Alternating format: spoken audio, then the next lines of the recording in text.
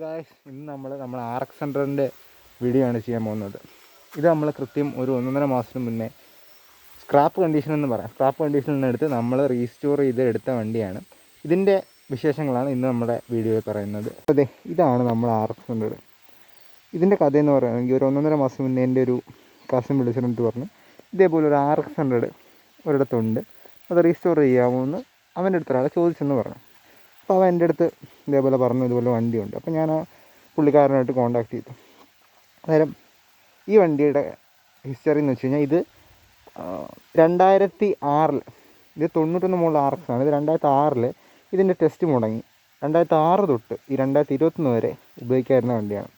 വണ്ടി വെറും മോശം കണ്ടീഷനിലായിരുന്നു. ഞാൻ വണ്ടി ആ ഒരു ഫോട്ടോയും കാര്യങ്ങളൊക്കെ ഇതിനകത്തിട്ടേക്കാം. നമ്മളത് എടുത്തിട്ട് ഈ ലോക്ക്ഡൗൺ സമയത്ത് ഒന്നേന്ന് റീസ്റ്റോർ ചെയ്തെടുത്ത വണ്ടിയാണിത്. ഇതിൻ്റെ ഫുൾ ഡീറ്റെയിൽസിലേക്ക് നമുക്കിനി കിടക്കാം. ആദ്യം തന്നെ നമുക്ക് ഫ്രണ്ടിൽ നിന്ന് തന്നെ തുടങ്ങാം. ഫ്രണ്ടിൽ നമ്മൾ യൂസ് ചെയ്തിരിക്കുന്ന ടയർ MRFൻ്റെ മോട്ടോഡിയാണ്.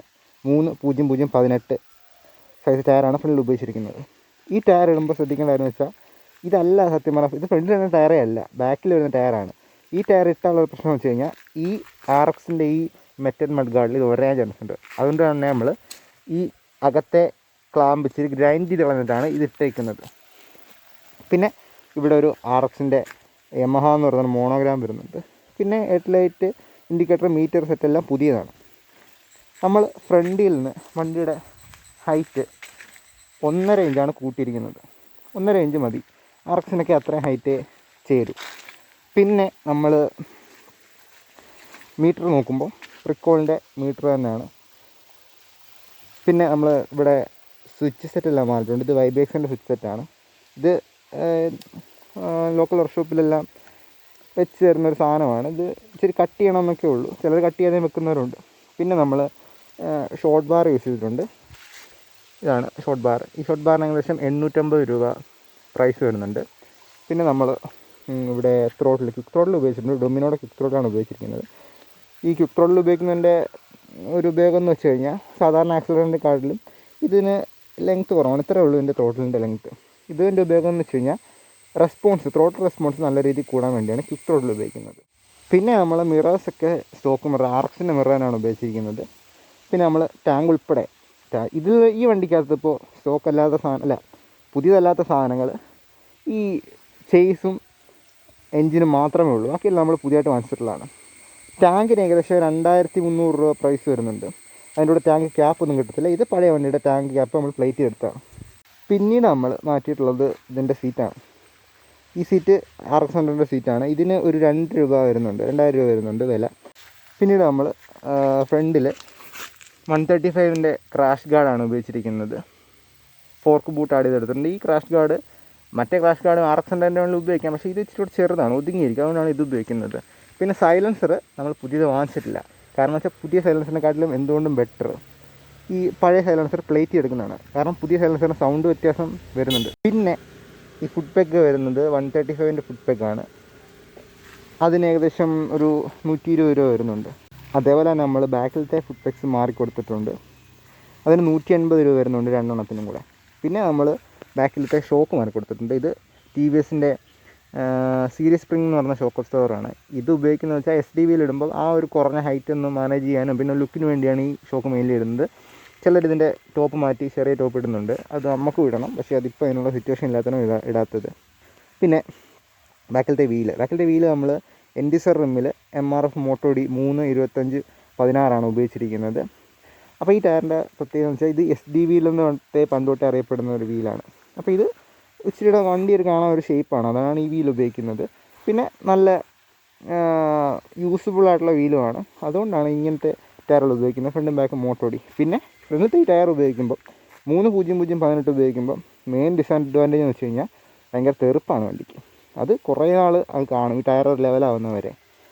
ഇതിൽ പുതിയ ടയറാണ് രണ്ട് ഫ്രണ്ടിലത്തെ ബാക്കിലത്തെ. ഈ ടയറിന് രണ്ടും കൂടെ 4 രൂപ വരുന്നുണ്ട്. ഈ സീരീസ് സ്പ്രിംഗ് ഷോക്ക് അബ്സോർവറിന് ഏകദേശം 1600 രൂപ വരുന്നുണ്ട്.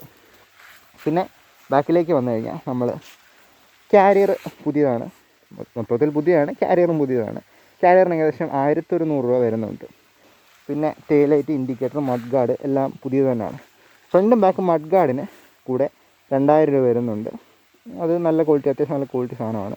ഇത്ര എമൗണ്ടിന് വരുന്നുണ്ട്. ഈ വണ്ടിയുടെ റെസ്റ്റോറേഷന് എനിക്ക് ഏകദേശം ഒരു സ്പെയർ മാത്രം ഇതിനൊരു 36 രൂപ സ്പെയർ വന്നിട്ടുണ്ട്. മൊത്തം സാധനങ്ങളും ഇത്രയും വണ്ടിക്കകത്ത് എഞ്ചിനും ചേസും ഒഴിച്ച് ബാക്കി എല്ലാ സാധനങ്ങളും മാറ്റിയിട്ടുണ്ട്. ഇപ്പോഴത്തെ മെയിൻ ട്യൂബ് എല്ലാം മാറ്റി കൊടുത്തിട്ടുണ്ട് നമ്മൾ. ഇത്ര എമൗണ്ട് വന്നിട്ടുണ്ട്. ഇനി ഈ വണ്ടി ടെസ്റ്റ് ചെയ്യണം. ടെസ്റ്റ് ചെയ്യാനിപ്പോൾ ടെസ്റ്റ് ഒന്നും നടക്കുന്നില്ല, ലോക്ക്ഡൗൺ ആയതുകൊണ്ട്. ലോക്ക്ഡൗൺ കഴിഞ്ഞിട്ട് അത് ചെയ്യാൻ പറ്റും. അപ്പം അതുവരെ നമ്മൾ വണ്ടി കൊണ്ട് ഇങ്ങനെ നടക്കേണ്ടി വരും. അത് കഴിഞ്ഞാൽ നമുക്ക് വെളിയിലൊക്കെ ടെസ്റ്റ് ചെയ്ത് കഴിഞ്ഞാൽ വെളിയിലേക്ക് ഇറക്കാൻ പറ്റത്തുള്ളൂ. അങ്ങനെ ഒരു സിറ്റുവേഷനിലാണ്. പിന്നെ മെയിനായിട്ട് പറയുമ്പോൾ ഈ 1.5 ഇഞ്ച് ഹൈറ്റ് കൂട്ടിയേക്കുന്ന ഈ വണ്ടിക്ക് ഹൈറ്റ് കൂടുമ്പോൾ സ്റ്റാൻഡ് തറയെ മുട്ടാതാവും. വണ്ടി നമ്മൾ സ്റ്റാൻഡ് ഇട്ടാലും ഒത്തിരി ഇങ്ങോട്ട് ചരിഞ്ഞ് കിടക്കും. അപ്പോൾ അതിനുവേണ്ടി ഉപയോഗിക്കുന്ന സ്റ്റാൻഡാണിത്, മെയിൻലി ഉപയോഗിക്കുന്ന സ്റ്റാൻഡാണ് ഇത്. നമ്മുടെ ലിബറോയുടെ സ്റ്റാൻഡാണ്. ഈ സ്റ്റാൻഡ് ഇട്ട് കഴിയുമ്പോൾ അത്യാവശ്യം വണ്ടി ലെവലായിട്ട് നിന്നോളും, ഹൈറ്റ് കൂടിക്കോളും. ഈ വണ്ടിയുടെ ഫുള്ള് നട്ട് ബോൾട്ട് കിറ്റ് നമ്മൾ മാറി കൊടുത്തിട്ടുണ്ട്. നട്ട് ബോൾട്ട് കിറ്റിന് യമഹയുടെ നട്ട് ബോൾട്ട് കിറ്റിന് MRP വരുന്നത് 1750 രൂപയാണ്. എമൗണ്ടിൻ്റെ കാര്യങ്ങളൊക്കെ പറയുമ്പോൾ എല്ലാവർക്കും ഒരു തോന്നലുണ്ടാവും, ഇതുപോലെ ഈ പൈസയ്ക്ക് ഒരു RX100 എടുത്തുകൂടെ, ഇത്രയും കഷ്ടപ്പെട്ട് ഇത്രയും പൈസ മുടക്കി ഇത് പണിയണമെന്നുള്ള ചോദ്യത്തിൻ്റെ മറുപടി എന്ന് വെച്ച് കഴിഞ്ഞാൽ, ഇത് ഒരിടത്ത് ട്രാഷായി കിടന്ന വണ്ടിയാണ്. ഈ വണ്ടി എടുത്തപ്പോൾ ടയർ പോലും ഉരുളത്തില്ലായിരുന്നു, മൊത്തത്തിൽ പോയി കിടന്ന വണ്ടിയാണ്. യമഹയാണ്, എൻജിൻ ഒരു കംപ്ലൈൻറ്റും അതിൻ്റെ കാര്യം ഞാൻ പറയണ്ടല്ലോ, നിങ്ങൾക്കറിയാം. ഏത് കാട്ടി നിർത്തുന്നു ഒന്ന് പെട്രോൾ ഒഴിച്ച് സ്റ്റാർട്ടാക്കിയാലേ യമഹ സ്റ്റാർട്ടാവും. അതൊരു കാര്യമല്ല. എൻജിന് ഒരു പ്രശ്നവുമില്ല, അത് വരത്തില്ല, ഗ്യാരണ്ടിയുള്ള കാര്യമാണ്. വണ്ടി മൊത്തത്തിൽ പോയി കിടന്ന ഇത്രയും സാധനം ഒരു ഓടാതെ കിടന്ന വണ്ടി. ഇതൊക്കെ ഈ വണ്ടി ഓടിക്കൊണ്ടിരുന്ന കാലത്ത് ഇതൊക്കെ ഹൈ ക്ലാസ് വണ്ടിയായിരുന്നു. അന്ന് ഇത് എടുക്കാൻ പറ്റാത്ത കുറേ ആൾക്കാരുണ്ട്. അങ്ങനെ അത്രയും ഒരു ഫെയിമുള്ള വണ്ടി തിരിച്ച് നമ്മൾ ലൈഫിലേക്ക് കൊണ്ടുവരുന്നതാണ് എൻ്റെ ഇതിൽ ഏറ്റവും വലിയ കാര്യം. അതുകൊണ്ട് തന്നെ ഇത്ര പൈസ മുടക്കിയാൽ നമുക്കത് പ്രശ്നമുള്ള കാര്യമല്ല.